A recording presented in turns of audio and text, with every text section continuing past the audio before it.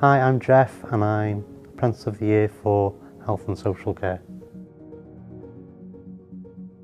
I decided to do an apprenticeship because my manager had just completed a very similar course, and she was someone I look up to, the way she works and the benefits and the improvement it had made to her professional work experience, and I just thought it'd be a good way for me to improve my skills and development.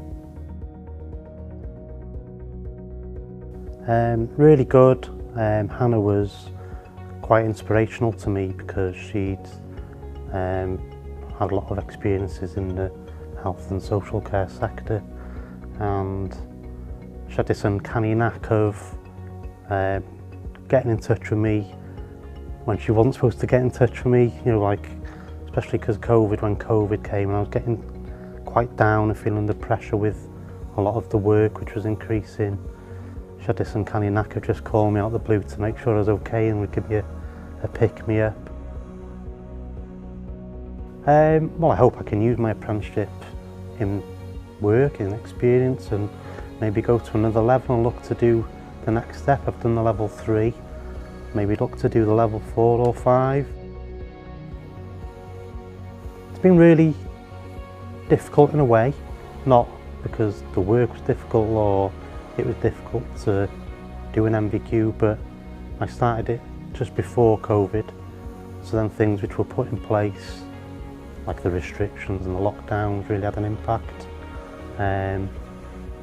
But the biggest sort of plus, it is possible.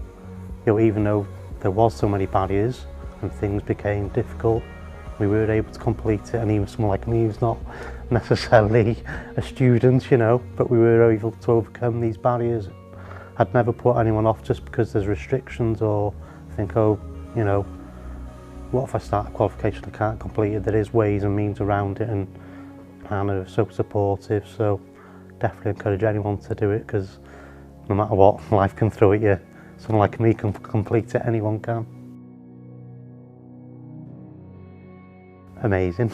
I was shocked when Hannah told me I'd been nominated, but to actually win it was pretty special, yeah.